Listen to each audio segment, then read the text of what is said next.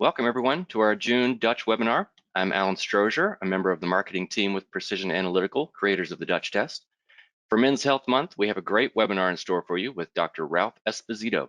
He joins us today to discuss a variety of men's health concerns outside of the field of urology that present significant risks to a man's health span and lifespan.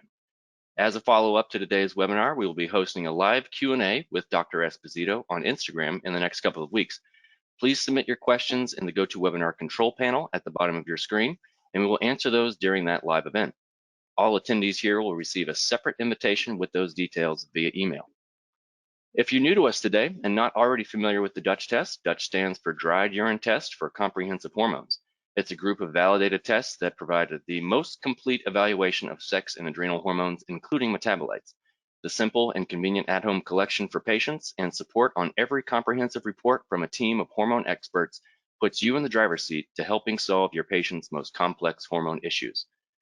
Registering as a Dutch provider is easy. If you sign up today, you'll receive 50% off your first 5 test kits, plus free clinical consults, video tutorials, patient referrals, and expert hormone education. To sign up, just click the link we've posted in the chat and complete the Become a Provider form on our website. To get even more hormone education, check out the Dutch podcast on your favorite streaming app. Each week, you'll hear amazing conversations and insights from leaders in the functional medicine industry. You won't want to miss last week's episode with Tom Williams. He was sharing the research and facts of adrenal fatigue and the so-called pregnenolone steal. It's causing a lot of debate, so check it out for yourself. Visit dutchtest.com/podcast to subscribe and learn more about the show. We've also posted a link in the chat. And if you're a fan of the Dutch podcast, please comment and share it with others so we can continue to spread this great educational content around the functional medicine community. Now, before we get started with today's presentation, please note that we have posted the slides in the handout section of the GoToWebinar control panel below, and we will also send the recording and slides to everyone via email tomorrow. Remember too, that Dr. Esposito is a doctor, but he's not your doctor. The contents of this webinar are for educational and informational purposes only. The information is not to be interpreted as or mistaken for clinical advice. Please consult a medical professional or healthcare provider for medical advice, diagnoses, or treatment. Patients can find a Dutch provider on our website by clicking the Find a Provider button at the top of the page. And now let me introduce you to today's presenter. Dr. Esposito is a naturopathic physician and certified functional medicine doctor with additional degrees in acupuncture and Chinese medicine. His personalized style incorporates the art and science of medicine to solve complex issues, utilizing the foundations of P4 medicine: prediction, prevention, personalization, and participation. Dr. Esposito completed his medical training as a medical intern at NYU Integrative and Functional Urology Center. He holds a position as adjunct professor at New York University Steinhardt for the Masters of Nutrition and Dietetics program, where he lectures on integrative medicine. He is also an advisor to Athletic Greens and Diagnostic Solutions Lab and currently practices medicine with a focus on longevity with Dr. Peter Attia. Now, without further ado, Dr. Esposito, take it away. Thanks so much. I'm so excited to be with you all here and excited to talk about the things that help men live long and live well. And when we talk about men's health, especially in the month of June, we pay a lot of attention to urological health. We pay a lot of attention to PSA and prostate cancer and sexual health, but there's a lot to do with men's health outside of these actual areas. So we're going to talk a little bit about those areas that are at a focus for many people with or a focus on men's health. We're going to talk about a few of the other things that are more important, because when you go into it, there's a lot of things that impact a man's health outside of the prostate. So things above the belt, not just below the belt. So we'll get started today. And essentially what we're going to be talking about today are the things that help men live well, live strong, improve quality of life, not just only from the aspect of urology or endocrinology. So this is our agenda for today. We're going to talk about the traditional category of men's health, the new paradigm. We're going to talk about lifespan, so things that impact how long we live, cardiovascular disease, neurocognitive disorders, urological health, and then also Healthspan, things that help us live long and well, hormonal health, metabolic disease, mental, emotional health. And there's a lot of carryover and intersections between all of these diseases and disorders. but we're going to talk about how we can focus on them to help men live well. This is the traditional view of men's health. We look at men's health in terms of prostate cancer, enlarged prostate, sexual dysfunction, fertility, other urologic issues, chronic pelvic pain, waking up at night to urinate that may not be related to BPH, such as an overactive bladder, etc. Those we won't go into a lot of detail on, but I think it's important for us to really pay attention to men's health from the traditional view, but also acknowledge that there is another part to it. When we talk about prostate cancer, one of the traditional ways that one of the conventional aspects of prostate cancer is looking at PSA, just a PSA value, and that's not very effective just by itself.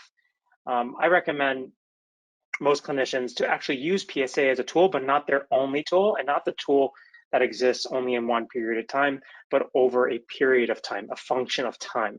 And that's where we look at PSA velocity. So essentially the doubling time, or how much does your PSA change over a period of time.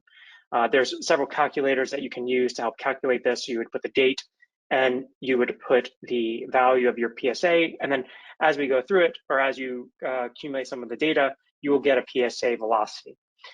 You want to make sure that a PSA velocity does not exceed 0.45 nanograms per milliliter per year.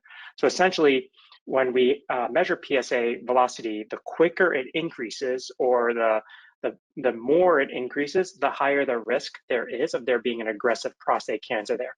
And then we couple that with PSA density. So PSA density is telling us and how much PSA is the prostate making relative to the size of the prostate.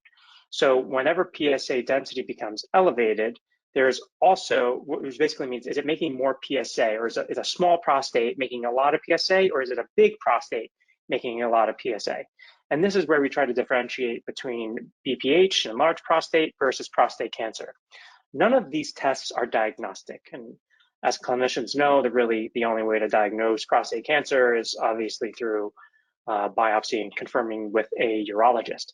But we're going to go through today's lesson and kind of talk about why is screening and understanding how you screen for men's health and other things that impact a man's health over the decades are important. So these are two markers that have a lot of utility on the day-to-day for the average clinician if you're not a specialist. Then we talk about NP, multiparametric MRI. This is getting a lot of attention and oftentimes is replacing the need for PSA or replacing the need for exploratory biopsies. These are very, very specific and sensitive imaging. It's basically an MRI that can pick out and identify lesions in the prostate that might be suspicious for prostate cancer. So this is how we are evolving, and how men's health is starting to evolve now in detecting and even screening for prostate cancer. The 4K score is a very good, useful tool. The guidelines suggest to use it anytime that PSA is above 3.0. If it is above 3.0, you can do something called a 4K score. The 4K really just stands for the 4 different types of markers that are being tested to assess, and it creates this algorithm. And based on the algorithm and the equation, if that score is high, above 7.5, then you have to be concerned that there might be a risk of there being an aggressive prostate cancer.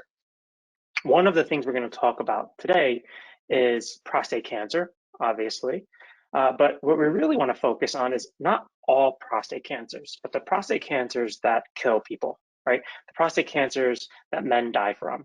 And we'll talk about this a little bit later, and you might have heard this before, is that most men die with prostate cancer and not from prostate cancer. But it gained a lot of attention. And why is it that so many clinicians and so many practitioners and even people who specialize in this area in urology focus only on prostate cancer? I think there's other things that we really need to focus on as well. But the 4K score, the MRI, the PSA velocity and density really give us good tools to screen for these things. And I'm not dismissing these things at all, right? I'm not only focusing on the things outside of prostate cancer, but it's also important to know that these things are connected. There are biopsies and genetic testing, which obviously are more invasive to really detect if this lesion is a prostate cancer and if it has any type of genetic mutations that might make it seem more aggressive. And then there's the old-fashioned, the digital rectal exam, which is only good for those who actually do them regularly. So urologists or specialists who are doing digital rectal exams on a daily basis are going to be more sensitive to noticing a lesion, whereas your typical primary care physician or a person or a clinician who doesn't do these every day, the ability for them to detect a lesion that might be, or a nodule that might be problematic, or even detect the nodule at all, is probably worse than flipping a coin. So this is outdated, can be helpful. So if you do notice a lesion, it's a problem. But if you don't notice a lesion, that does not mean that there is not prostate cancer, because really you're only checking one part of the prostate by what can be reached through the rectum. So this is one of the first steps, and this is kind of like that was like a crash course of what do we do to really protect men from the thing that we think threatens a man's health. And these are really important markers to understand, but there's a lot more that we should pay attention to, and we're going to go into more detail. What's important to look at here is this is essentially the prostate cancer mortality rate over time. So what we see is that you can see that prostate cancer mortality has decreased. There was a slight increase in the mid-90s, but then over time it has slowly decreased. Obviously, you can see the discrepancy between white and black men, which is another thing that we'll talk about shortly. But we're doing a good job. We're noticing, we noticed that prostate cancer mortality did increase in the mid-90s, and then there's many reasons as to why this improved. Some good, some not so good. One would be that one of the good things that we've gotten better at, the things that we just mentioned in the previous slide: PSA density, PSA velocity, multiparametric MRIs, 4K score, right? These are tools that science and data and literature and research has provided us, so that we can now look at the data and say, okay, now we can screen men a little bit better. You're going to hear this many, many times. This is going to be a recurrent theme or discussion or point. We have to screen and we have to detect things before they become a problem. So one of the benefits could be that we've gotten really good at detecting these type of these cancers, and that's exceptional. There's a lot more attention to it because it does kill many men. But what is also important to know is that a lot of prostate cancers are not being detected. So there are more men who are dying, or we know that more men are dying with prostate cancer than from prostate cancer. So it's possible that during this time, there was excessive screening, the excessive testing. So they were attributing more prostate cancer deaths to, or more deaths to prostate cancer. And that very well may be true. We're not entirely sure. I like to believe that we are getting a lot better at detecting and preventing this deadly disease, which is a good thing for everybody. Now we look at other aspects of traditional men's health, BPH, or an enlarged prostate. Now, a lot of this lecture is going to be on the prevention aspect. So how do we know if somebody has BPH? There's not really a great test for it. You can do a PSA, and that'll show you that a big prostate will make a lot of PSA. And that's actually a good thing, right? Because if you had a small prostate making a lot of PSA, that means there might be some cells in there that are triggering the prostate to release this protein. But the good way to identify that is if you do an MRI, you can see, are there any lesions here? If there's no lesions, but it's a very large prostate, then you could rest assured that this is in fact a large prostate. You could do urodynamic testing. So essentially you can see, how does the bladder void? So you have a gentleman, they will, you measure their bladder before and after they urinate, and you'll see how much is released. Because of the anatomy, the prostate can actually obstruct the urethra, which kind of sits right below the bladder. And if it is obstructing because it is large, then you'll see more urine or more fluid in the bladder. after they void, or you can measure how much they're eliminating, or even the rate at which the urine is being eliminated. And that allows you to detect or identify if there is actually an enlarged prostate. And then the physical exam. It's not very good for prostate cancer, but when you feel a large prostate, you know that it is a large prostate. So doing a physical exam will provide you some of that insight, but even an intake exam would be quite helpful. Do you wake up at night to urinate? Are you urinating frequently? Are you drinking water at night? If not, are you still waking up to urinate? Or do you wake up, do you urinate frequently throughout the day? One thing that you can ask the gentleman is like, when you go into the urinal or you go into the bathroom, do you have hesitancy? Does it take you time to kind of sit there and wait for the urine to come out? That's usually an indication of some type of obstruction. You have to rule out other possible etiologies, but enlarged prostate is usually one of the more common causes of that. And then the MRI and the prostate, the MRI and the ultrasound will provide you with any type of information that will give you the size of the prostate, and then you can know, wow, this is a big prostate. But it's always important to know to rule out the actual, to rule out prostate cancer. Sexual dysfunction. Yes, this is very important, and I think this is part of Healthspan.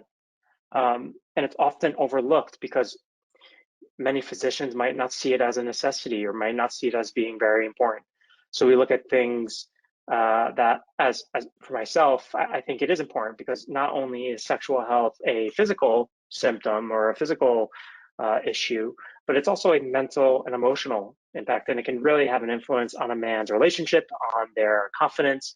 It can have an impact on just kind of how they feel as a man, right? They may not feel like their old selves. They might feel like they're aging or aging prematurely, right? These are things that you need to keep in mind when you talk about men's health. And I put these into the traditional category, mostly because this is what we think of when we think of men's health. So there are certain questionnaires like the SHIM questionnaire, which is a sexual health inventory, and you can use this with all of your patients. And this will give you some objective data, so you can look and say, hey, when we started, your SHIM score said that you had, high or moderate levels of erectile dysfunction, and now we're working together and your score dropped by half. And not only does that give the man some confidence in what they're doing is working, but also allows you to be objective and know what you're doing is working. When we look at sexual health, one of the great markers, or one of the great tools that we have, are biomarker testing. So when we look at certain hormones like testosterone and estrogen, and even cortisol, which we'll talk about with the Dutch test, we can have an idea of, are these things having an impact on a man's sexual health? The one that comes to mind, and most commonly, is testosterone. And it's not only testosterone. And in fact, testosterone is not one of the best markers that we have, or one of the best biomarkers that we have to assess if a man will or will not have sexual dysfunction symptoms. So, for example, if a man is experiencing erectile dysfunction or can't maintain an erection, sure, testosterone deficiency can be a possible cause of that. But there are many men who have normal or high levels of testosterone, or maybe on testosterone replacement, and still experience some of these symptoms. So when you look at sexual dysfunction in men, specifically erectile dysfunction, it's important to look at, is this organic or psychogenic or mixed? So if it's psychogenic, then that means it's probably not due to some type of hormone or vascular issue. But when you look at organic, perhaps it is hormonal, or perhaps it is vascular. A majority of erectile dysfunction usually starts out as some type of organic issue, like perhaps they had too many drinks and were unable to perform, which is very normal and expected, because alcohol can certainly do that. And then the next time they're with a partner, they notice, oh, last time I was drinking and I wasn't able to perform. Is that going to happen again? So something was organic, it became psychogenic, and now it's mixed. So it's very important to speak to your patients, get an understanding of, when did this start? How did this come about? What has helped before? What did not help? How do you feel? Do you feel anxious? Do you feel nervous? Right? Stage fright is another word that you can use. Does it feel like you're afraid to perform. These are things that you can use to help identify, is this actually psychogenic or is this organic? There is imaging. I have to admit, I've had many patients ask to go through, the $1 million workup and try to find out what is actually causing this. I've had one patient where we found some type of vascular issue with a Doppler, a penile Doppler, but essentially there was really not much you can do. There's very little intervention, and there certainly are clinicians and situations where it's absolutely necessary. But in many cases, these can be resolved with PDE5 inhibitors, testosterone replacement therapy. There's other devices that can be used, like extracorporeal shockwave therapy, acupuncture, or even just talk therapy. So there's multiple different tools that can help improve the symptoms. And very infrequently do I think imaging provides any additional insight, but it is necessary because you need to rule out, is this neurological? Is the pudendal nerve being impinged? Maybe in the perineum, or perhaps it's being impinged in the lumbar spine. So these are things that you really should pay attention to, and it does impact the man's health, right? So this is part of the health span, but very infrequently does it impact their lifespan. So those are the diseases of men's health that we most think about. But when we talk about men's health, we don't talk about the things that actually kill men outside of things below the belt. We don't talk about heart disease, or we don't talk about cancer outside of prostate cancer. But cancer kills many men, and it's one of the top leading causes of death for men in the U.S. Cardiovascular disease and stroke together are combined the major cause of death in men. Alzheimer's and neurocognitive disease, I kind of group them together because diagnosis of Alzheimer's is largely clinical, and I defer to the experts in that area, but we kind of group them together because they often have very similar etiologies. There is vascular dementia, there's Lewy body, there's Alzheimer's, but Alzheimer's is one of the big killers. And then diabetes. And I am more aggressive in addressing diabetes than many other clinicians, and I don't wait for the diabetes diagnosis. I think that's way too late. If you're waiting for someone's hemoglobin A1C to be elevated or their blood sugar to be elevated, I think you have lost an immense opportunity to reverse that and can cause them to reach this point of no return where it's very difficult to actually get their blood sugar under control. But one of the great things is that diabetes, especially type 2 diabetes, can be very easily managed and many times can be reversed if you have the proper lifestyle, nutrition, exercise interventions, and in some cases, pharmaceutical interventions if necessary, and can be quite helpful. So these are the things that, and I pulled data from 2019, which outline the causes of death. I did not include anything after 2020 because I do think that COVID has certainly tilted the data. But if we look at 2019, which is not too far back, and we can look and see what are the things that killed men in 2019. These are the 10 leading causes of death. Other includes accidents and other diseases that are not labeled here. So it could be anything else that causes illness, that might cause death. You can see unintentional injuries. That also includes accidents and falls and etc. But when you combine stroke and heart disease, it's almost about 29 to almost 30% cause of death in men in 2019. Cancer comes in at number 2. Then you have diabetes and Alzheimer's disease. You do have other causes of death like kidney disease and liver disease, and I would argue that a lot of these are related. So if you really can get cancer, heart disease, diabetes, stroke also involved, and Alzheimer's, you take a big chunk. Almost 50% of men would die from these diseases in a given year. If you can really focus on these issues, you can certainly help a man live well and live long. And prostate cancer does fall within that cancer aspect. But if we look at some of the data that talks about, are we actually doing a good job. And this is data from 1960 to 2019, which essentially shows the age-adjusted death rates. And we can see that they're decreasing, right? So the death rates are decreasing, which means that less people are dying. They're living longer. But I would argue that we're not living better or not living well. So we're allowing people in medicine and pharmaceutical interventions and surgeries and everything that modern medicine is incredibly good at, and very grateful that we have this resource. But we're ignoring the fact that a lot of these people are living longer with these chronic diseases, and a lot of men are living longer with these chronic diseases.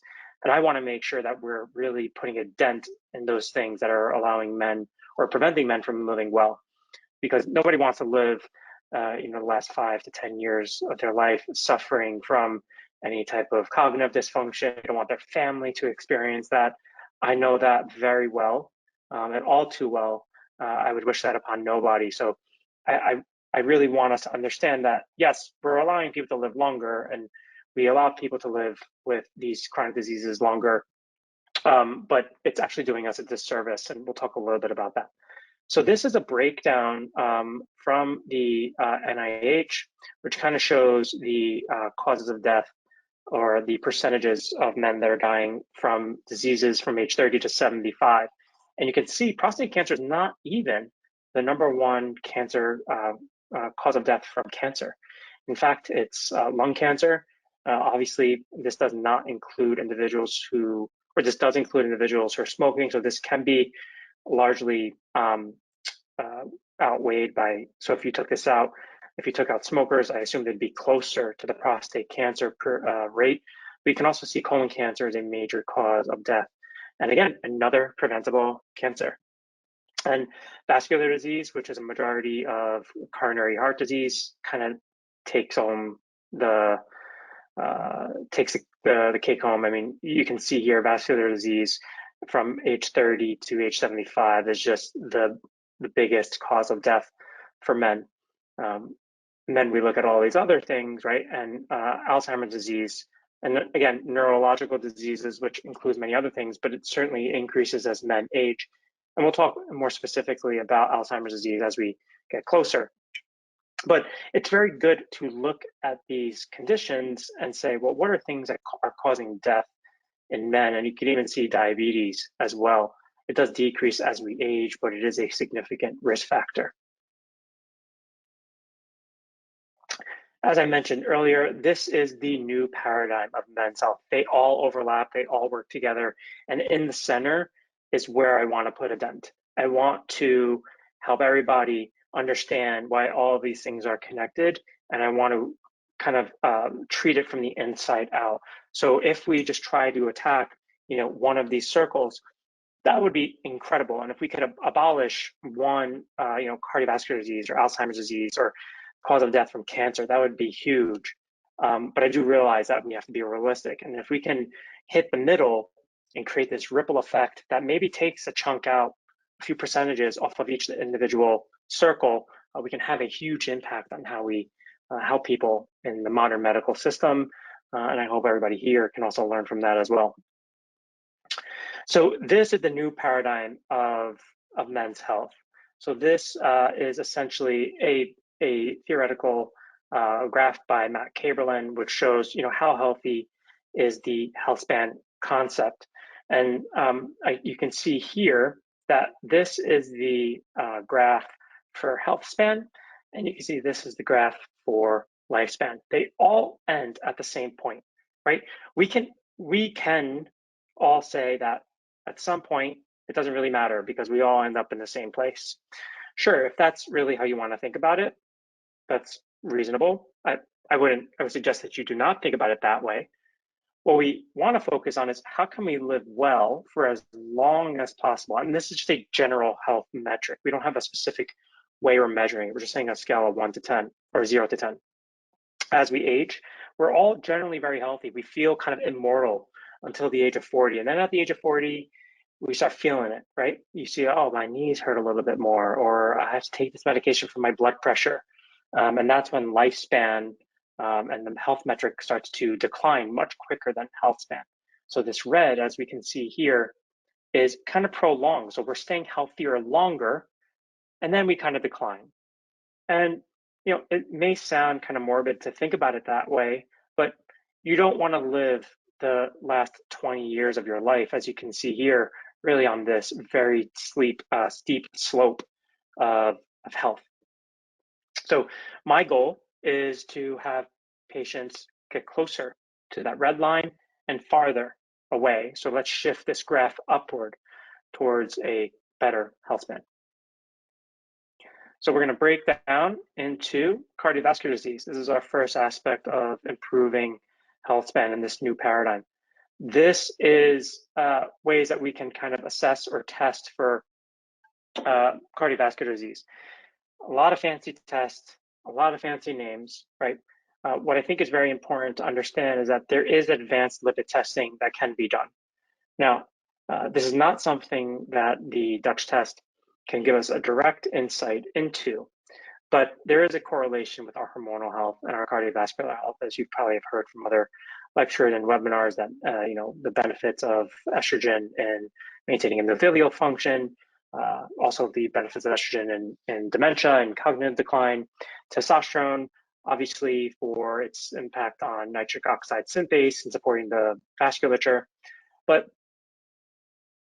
aside from the hormones, we really need to pay attention to what are the things that are causing men to die from heart disease, coronary heart disease, because it is one of the major killers, right? That and stroke. And I kind of loop those two in together because they have very similar etiologies or very similar causes.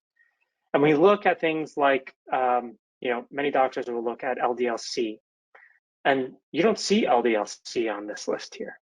And I think LDL-C is a great marker. I think it can be quite useful. It's very cheap. It's very easy to use. But even cheaper would be an apolipoprotein B, or ApoB, which is a lipoprotein or a protein that's found on LDL particles that gives us a better indication of how many ApoB containing particles or how many LDL particles are actually existing in the blood. And that's one of the best markers that we have to assess for cardiovascular disease risk. Please do not misinterpret this as I'm not suggesting that this is the only way that we can assess for cardiovascular risk. There are many, many different ways. But as you can see, that this is something that we really need to pay attention to. So if we have the tools and we have the ability to understand or get an insight as to what's actually going on inside that might have an impact on our cardiovascular risk, why not use the tools that we have? Now, I'm not saying that we have to use all of these, but I think it's fair to say that you should use some, if not a majority of these. I would say that the most important would certainly be your ApoB, your lipoprotein little a. I would also look at your LDL particle, because that can give you an idea of perhaps insulin resistance. And one that's fairly new and not very common is your synthesis and reabsorption sterols, desmosterol, methosterol, sitosterol, and campesterol. The first two tell us how much cholesterol you make, and the last two tell us how much cholesterol you reabsorb. So by looking at these markers, we really become very precise in how we can assess somebody's cardiovascular risk. So looking at these markers together, we can look and understand what is it that we're doing that might, or what is it that's going on in our body that we might be able to mitigate and get ahead of. And there's multiple different tools that we can use to get ahead of it. What's very, very important to know, and I think if you take nothing else from this lecture, what's important to understand is that ApoB containing particles, ApoB 100 containing particles are necessary but not sufficient in the pathogenesis of atherosclerosis. So in order for there to be atherosclerosis in the lining of the artery and the intima, there must be a lipid that was brought in from the plasma through with apolipoprotein B. If that brings that in, then there is a potential there for there to be an immune response, an inflammatory response, and atherosclerosis to initiate. But without ApoB, that cannot happen. And one may argue, well, without inflammation, that also may not be able to happen. But you can have inflammation there without ApoB, and there's really no lipid particle to oxidize. So it's very important to understand that this should be one of the more important markers that you look at and try to assess when you're trying to assess somebody's cardiovascular risk. Another test that we can look at is a calcium score. So we can see here that this first chart shows us individuals who have a elevated calcium score, and we can see that their non-cardiovascular cardiovascular disease mortality, it certainly, you can see here with the risk factors that go up, there's a lot, their risk of cardiovascular disease is certainly significant. And when you look at if they had a negative calcium score, their risk of dying from cardiovascular disease, whether they had increased risk factors, decreases. So the moral of the story is, if you look at a calcium score, this tells you, is there any type of atherosclerosis in the coronary arteries? If there is, then there's evidence of calcification, right? And we would assume that that has to be atherosclerosis, and that certainly does increase one's risk for long-term cardiovascular disease. I would not wait until you have a positive calcium score. You want to get ahead of these things. So what's important is that certainly doing a calcium score, getting a calcium score, which is very low radiation and quite inexpensive, given the benefits of knowing that, can be very informative for a lot of people. So I would advise that if heart disease and stroke are, let's say, 28% cause of death in men, knowing this score can potentially reduce your risk and allow you to be more preventive in your approach. I think there's an immense amount of benefit there. So what could you do? As a naturopath, I don't prescribe. So the way that we try to address things is through nutrition and exercise and supplementation. And here are a few things that I use. Red yeast rice is essentially a statin. So it's lovastatin, naturally derived. Doesn't necessarily mean that it's better or worse than other statins, certainly less potent than a rosuvastatin or an atorvastatin, but it may provide some benefit and tends to have a lower side effect profile, so less myalgias when it comes to these things. So if somebody is averse to a pharmaceutical or you're not allowed to, red yeast rice might be a great tool for you.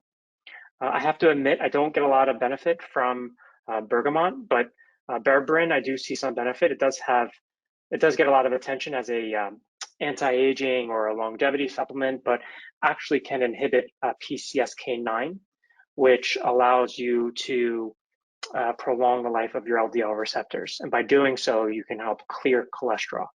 That whole cholesterol lecture is a whole different conversation. So we could talk about that at a different time. But what's important to understand is that you want to help clear cholesterol and you want to help reduce synthesis. And there's other things that we can do to help inhibit absorption. It would be like soluble and insoluble fiber.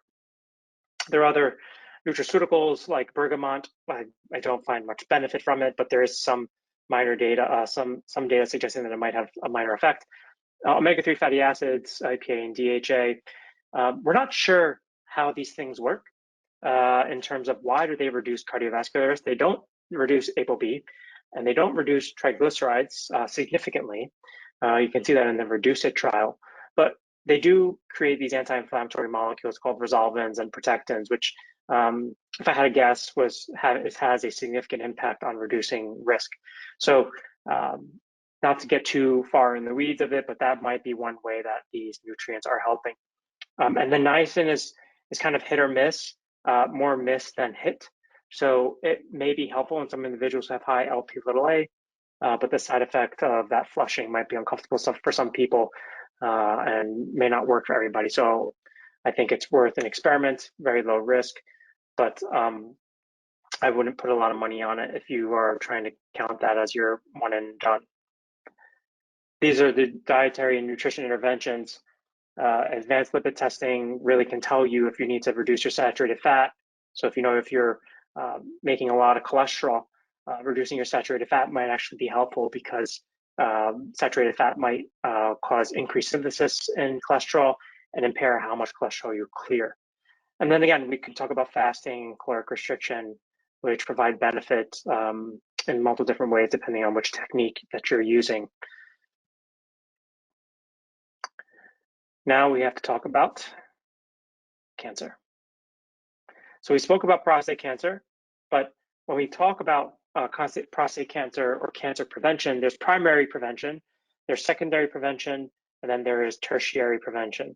I want to get away from focusing on the tertiary prevention, because that's at a point where cancer is becoming to metastasize. It has already invaded, and it's really in the hands of modern conventional medical approaches from these large cancer institutes, which have done an incredible job at helping people survive and beat these type of cancers. But I find that the most benefit might be before it invades, and at initiation, before initiation, and even just preventing exposure. So physical activity, diet, alcohol, and smoking obviously are big factors that we have to avoid. Sunscreen, right? So if you live in the Pacific Northwest, you really don't have to worry too much about that. And in New York, for most of the year, it's pretty gloomy in the winter hours, in the winter months. But if you live in an area where you're exposed to sunlight frequently, skin cancer is real, and we have to make sure that that is something that we pay attention to. And especially physical activity and diet, I think, are the best ways that we can, or one of the best tools that we have at preventing cancer in general. And we know that physical activity and diet have a huge impact on prostate cancer. If we're going to circle this back to men's health, secondary prevention, mammography, endoscopy, pap smear, obviously those are for women, but for men, you do PSA testing, digital rectal exams, 4K testing, MRI, ultrasounds, right? These are tools that allow you to assess things early so that you get them before they become an actual problem. Screening is the unsung hero. About 90% of the nation's $4.1 trillion in annual healthcare are for people with chronic and mental health conditions. I mean, just look at the staggering numbers of how much we spend per year on heart disease and stroke, cancer, diabetes. This is when people have these diseases. Obesity, Alzheimer's, even arthritis, $303 billion in 2013. That's an incredible amount of money to be spending for all of these diseases, which one can argue are preventable, especially in younger populations, right? In your 30s and 40s and 50s. I would even consider 60 to be young. So these are things that are really taxing our society, and we have ways to address them, but we're ignoring the fact that screening is one of the tools that we can use. So as we discussed, we spoke about primary, secondary prevention, and again, we're spending about $347 billion on these preventable chronic conditions. So if I told you that if you had $347 billion to attribute to healthcare and the medical system, preventing the things that kill people, most people would say, well, we need to find a cure for cancer, or we need to find a cure for heart disease. And yes, we do. And I think that would be an incredible eureka-like moment. However, we have to also acknowledge that we have some of these tools already with us. We just need to spend some time on focusing on how to improve them. And I think one of the ways that we can do that is by helping these things become more effective, and that helping people with compliancy, because nutrition and exercise are incredibly powerful. And if you could put them in a pill, they would be very, very effective, or one of the most effective pills that we can make, but we can't. You actually have to do these things. You have to participate. And if we can spend all of that money on helping people become more compliant with these things, we could really save a lot of lives. This is some data that I was discussing earlier on, how much is diet, how much is obesity, how much are these environmental carcinogens contributing to disease. So this is not to say that 35% of your diet or of these diseases are attributed to cancer. What this is saying is that in individuals who get these type of cancers, diet is responsible or plays a role in about 35% of them, some more than others. Prostate cancer, as we discussed, colorectal cancer, two of the major killers, are largely influenced by diet. And these are attributed to many different large epidemiological studies, which must be taken with a grain of salt.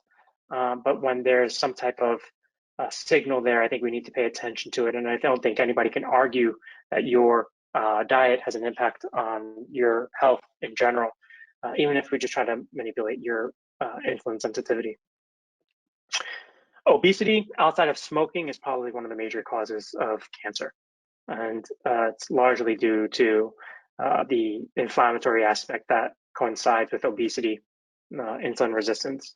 So we'll talk a little bit about how we can try to address those things. And environmental carcinogens, we can't ignore those things. And these are very common cancers: gastric cancer, childhood leukemias, which unfortunately might be due to some type of exposure. Not always, and I can't say how much they are, but I think it's important to understand that the environment does play a role.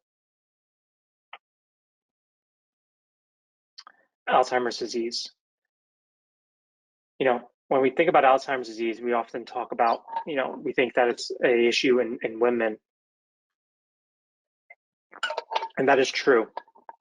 It is more common in women than it is in men.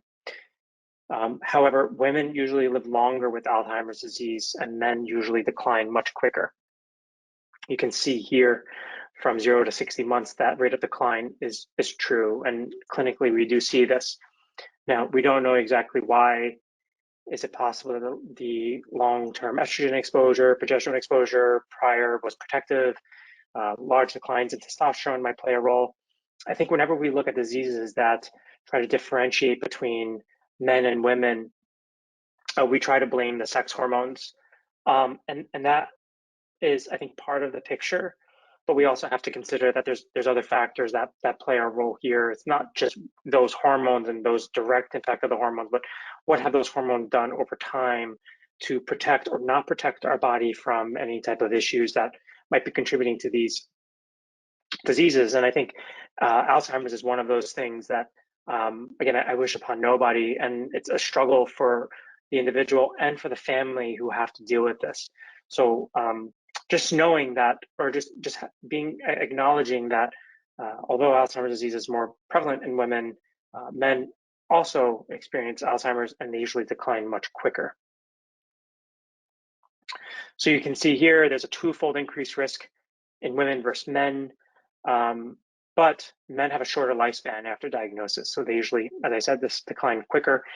And when we first discussed, I kind of grouped Alzheimer's disease into a category of neurocognitive decline. So there are other causes of cognitive decline that might be mixed up with Alzheimer's, like Lewy body dementia, vascular dementia. Vascular dementia overlaps with the cardiovascular disease. So that's when those two circles really do overlap. And I think insulin resistance and mental emotional health or psychological health is also quite important there. But you can see the rate of decline is increased in men in Lewy body dementia and Parkinson's, and vascular dementia is more common in men relative to women. So men's health is not just prostate health, and it's not just sexual health and testosterone. It's a lot more than that. And when we look at men who have prostate cancer, one of the therapies is androgen deprivation therapy. And those men often decline, they have a quicker cognitive decline as well, because we've essentially chemically castrated them. So I think testosterone does play an important role here. I can't tell you exactly how much, but seeing men who have been on androgen deprivation therapy who have had prostate cancer, it's quite important to understand that these are things that we need to pay attention to, especially when it comes to a men's health over time. And I think I need to emphasize that the solution, although it includes these things, it's not limited to, but our biggest tools are prevention. And when it comes to Alzheimer's disease, cardiovascular, neurological, and metabolically focused is really the approach that we need to take, and screening. So knowing somebody's family history, their biomarkers, their ApoE genotype, TOM40 genotype, Klotho, right? All of these genes and SNPs can have a significant impact on who we need to be more aggressive with and who we don't. I wish that more people knew these things so that they didn't have to actually go after them when it's often too late, because Alzheimer's disease is not a disease that starts in your 70s or 80s. It starts decades before. It's a chronic disease, and knowing these things beforehand can make a significant impact. We have many interventions, very few pharmaceutical interventions. Aducanumab is one medication that has been gaining a lot of attention, and in the right scenario, in the right individual, it's probably the right choice. And with the right clinician, that is the right way to go about it. But we have other tools in our toolbox that really can help us with Alzheimer's disease prevention and cognitive decline. keeping homocysteine levels under control, very important. These inflammatory markers like homocysteine and uric acid and hsCRP and ESR, all of these things play a significant role in preventing the vascular aspect of Alzheimer's disease. We look at lipids, as I mentioned, ApoB, other LDL particle, oxidized LDL, knowing your sterol absorption markers and synthesis markers allow you to be more precise in actually reducing the contributors that might cause or play a role in Alzheimer's disease. Stress is a big deal. We're going to talk a little bit about cortisol. I think it's very, very important. And what we have to understand is that stress is a lifetime issue, and we're all going to be under stress. What's really important is how do we become more resilient, and can we use testing like the Dutch test to help us identify when we need to be really more stringent. Socialization, exercise, nutrition is a huge role. We'll talk a little bit later. And understanding that sleep is a huge deal. And when I lecture to other clinicians and I speak to other patients, we talk about, how important are these things in helping our, what things can we do to help our bodies heal from or prevent these things from happening, and sleep over everything. Because if you're not sleeping, you're not recovering, you're not able to perform, you're not able to exercise, you're overeating. It's such a snowball to an avalanche effect. So I think we cannot underestimate. And these are a few tools that you can use to screen for somebody's sleep quality. So a PSQI, an Epworth, a Stopping can assess for sleep quality and even sleep apnea. Hypercortisolemia is real. Hypercortisolemia causes and is a cause of hippocampal atrophy. So when you talk about Alzheimer's disease, it's really a atrophy. What happens, what you notice on MRIs is that there's an atrophy of the hippocampus due to multiple different mechanisms. And obviously we have tau and amyloid, which certainly accumulate in various parts of the brain, but most of the time in the hippocampus. And cortisol has, the hippocampus has many cortisol or glucocorticoid receptors. And over time, when hypercortisolemia begins to accumulate, chronic stress, and that stress could be anything from, running from the daily stressor of that, that angry individual who you hate to see at work, or your spouse, or you're injured, or chronic pain or sleep deprivation.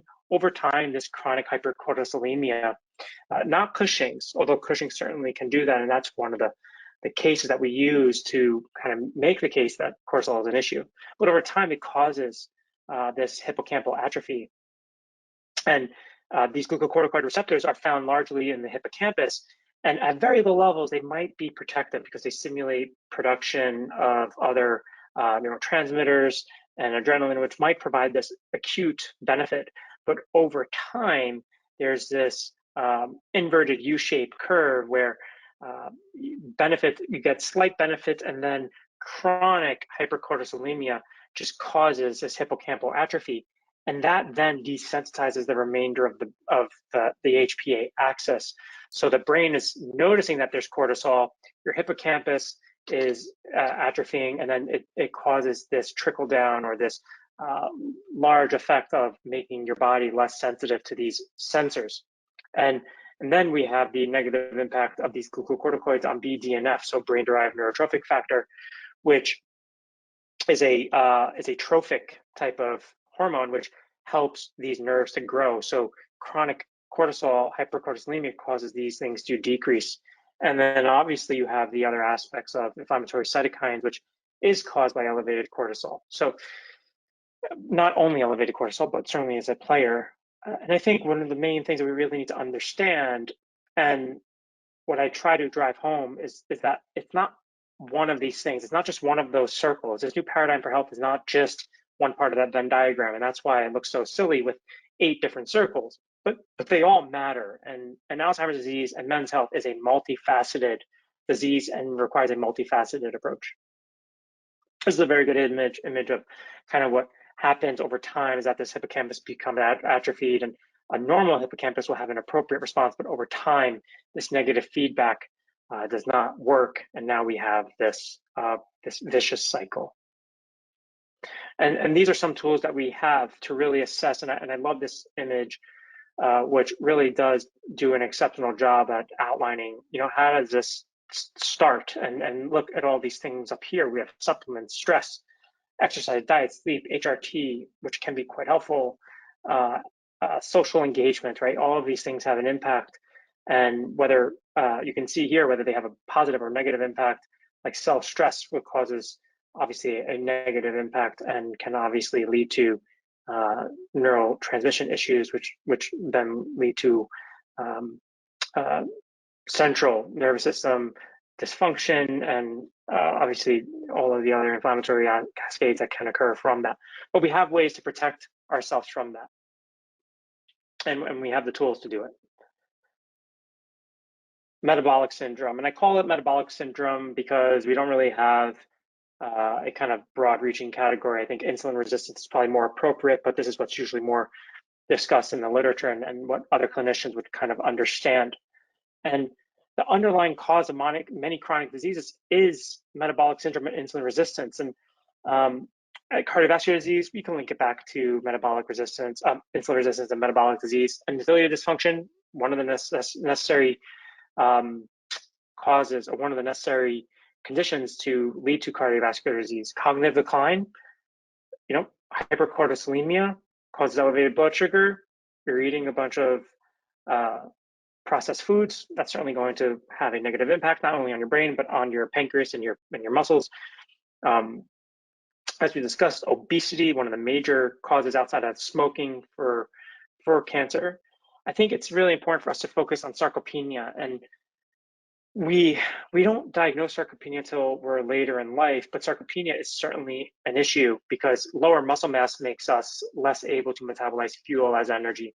So if we can improve muscle mass and improve our ability to metabolize fuel, we're going to allow ourselves better tools and essentially create this buffer for us to be able to tolerate, that ice cream or, the popcorn or whatever it is. But you can't do that if you don't have the muscle mass to kind of the engine to burn the fuel. And this is a simple schematic of what a normal response should be when you have insulin. You have insulin, it comes in, binds an insulin receptor, GLUT4 receptors come out and pull sugar in. But over a long period of time, what happens is that you have insulin resistance and chronic exposure to glucose, chronic exposure to insulin, which is a result of elevated glucose. You start having aberrations in this internal cascade. And although this is related to cardiomyopathy, it does apply to many other conditions. And essentially what's happening is that your endoplasmic reticulum and the mitochondria become dysfunctional. And when they are not functioning, then essentially most of the cell cannot function, and they're kind of like the cornerstone of health. So understanding how insulin resistance and metabolic disease contributes to all other diseases is very, very important. So this is cardiomyopathy, but this can apply to any type of cell, especially muscle cells. So when we look at cells that are mostly impacted by insulin resistance, it's muscle, liver, and fat. Getting less, removing the amount of fat cells that we have is very challenging, but we can improve the amount of muscle cells that we have, and we can help our livers be healthier. And that's actually one of the techniques and tactics that we use to improve insulin resistance and obviously prevent the things that we try to focus on in this new paradigm of men's health. And again, this is for late onset Alzheimer's disease, but all of this stuff starts decades before. But this central insulin resistance in the brain, but also can happen peripherally at first, right? So it starts peripherally, then it enters the brain, but leads to oxidative damage, leads to neuroinflammation, causes these beta amyloid plaques to form. And now these tangles become an issue. And now you start experiencing Alzheimer's disease, right? Or cognitive decline. But again, this can happen in any type of cell and anything else in the body, any other cell in the body, but mostly the liver. That's why we see fatty liver disease. And that then starts to create increase in hsCRP and inflammatory cytokines, right? So we're potentiating the issue by not actually addressing the underlying cause. So how do we assess insulin resistance? Fasting glucose, decent. Fasting insulin, better. A1C, unless you're diabetic, not really useful. CGM, oral glucose tolerance test, and fasting insulin. Those are really the gold standards. OGTT, oral glucose tolerance test, is one of the best tools that we can use. CGM, much more popular now. I think it's a great tool, not for everybody, but I think it's quite helpful. And fasting insulin. These things are elevated way before fasting glucose and way before a elevated A1C. So I would focus on these things first, the insulin, CGM, if possible, and even a glucose tolerance test. You can even do an at-home a finger stick to see what does your blood sugar look like 30 minutes or an hour or 2 hours after a meal. If after 90 to 120 minutes your blood sugar doesn't get back to normal, there's something going on with your ability to metabolize carbohydrates and your insulin sensitivity, and I would start paying attention to what you're eating and how you're moving. So nutrition is our number one tool. Exercise is a close runner-up. That's arguable. Some might say exercise, some might say nutrition. It's neck and neck. I think you can't we can't out exercise a bad diet, so that's why I put nutrition as number one. But together they outcompete and they outdo any drug or supplement, bar none. I'll go to argue with anybody on that. These things are incredibly, incredibly powerful, and one of the most powerful tools that we have, if you know how to use them and if you know what to look for. So I'd like to wrap up and just kind of summarize that men's health really does extend beyond urology and endocrinology. The leading causes of death in men are chronic diseases. So prostate cancer is only one of those. And what we really need to do is just focus on risk assessment and prevention rather than a reactive type of medicine. And if you can do all of these things and identify and help the men in your life realize that if they want to live well, live long, to see their kids and their grandkids and their partner and be able to do the things at 70 that they've done at 20 and 30, everything in this lecture is going to help them do that. But if you just focus on the urological stuff for men's health, you miss a immense part, more than 50% of that pie of helping a man live long, improving the health span and lifespan. So I'd like to thank all of you for listening to this today. And if you have any other questions, I'm happy to address them. Thank you. That's great. Well, thank you for a great presentation, Dr. Esposito. And thank you everyone for joining us today. Check your inboxes tomorrow for a link to the recording, and we'll also send the slides along with that. You'll also receive an invite in the coming days for the upcoming Q&A session on Instagram, where we'll answer the questions from today's lecture. So stay tuned for those details. And if you have any additional questions about today's content or for any general questions about the Dutch test, please email our customer support team at info@dutchtest.com. So thank you all for joining us. Have a great week.